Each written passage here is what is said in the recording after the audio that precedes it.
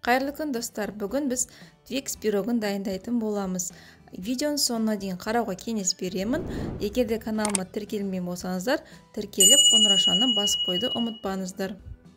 Ең алдымен бөлме температурасында тұрған сары майды алып, үстіне сахарный пудраны салып, жақсылап тұрып араластырып біріктіреміз. Араластырып болғаннан кейін аздап үстіне ұн саламыз. Тағы да араластырамыз. Бұл жерде қамырымыз жұмсақ болу керек, әрі қолға жабыспайтындай болу керек. Енді менде аздап әлі қолға жабысып тұрғандықтан тағы да аздап ұн салып, жақсылап қамырымызды араластырамыз.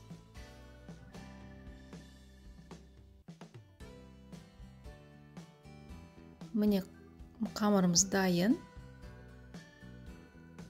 Қолға жабыспайтындай етіп қамыр болды.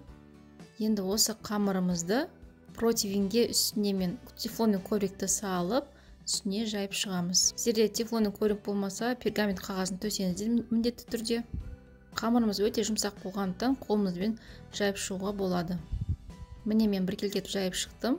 Енді осыны қызып тұрған пеште 180 градуста қызарғанша пісіріп аламыз. Печеньеміз дайын болғанша карамельді дайындаймыз. Ол үшін ыдысымызға бір банка сгущенканы құямыз.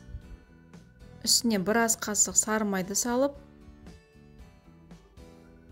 қызып тұрған отта аздап бұрқылдағанға дейін қайнатып аламыз.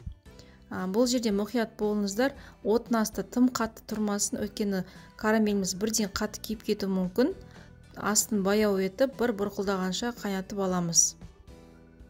Қайнағаннан кейін піскен печеньеміздің үстіне құямыз. Бірден суытпай қай берсек болады. Бір келкетіп құйып болғаннан кейін бір келкетіп жайып шығамыз. Жайып болғаннан кейін осы карамелімізді духовкаға қызып тұрған пеште қызарғанша қойып аламыз 10 минуттай. Міне менікі дайын. Енді осының үстіне шоколадты алып ертеміз. Осылай бөлшектеп алып, микроволновкаға сәл ертіп алсаңыздар болады. Еріп болғаннан кейін үстіне осылай шоколадымызды құямыз. Мен шоколадымды құймас бұрын печенье мен карамельді алдын ала кішкене суытып алдым 30 минуттай. Кейін осы шоколадный массаны құйып шықтым үстіне.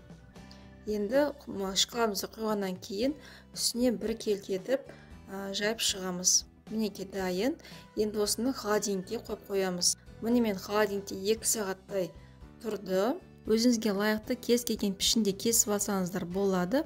Бұл Twixті қолмен жасалғандықтан дүкен Twixінен қарағанда дәмі ерекше дәмді болып келеді. Менің балаларым барлығына ұнады. Сіздердің де балаларыңызға 100% ұнайды деген сенімдемін. Астарыңыз дәмді болсын.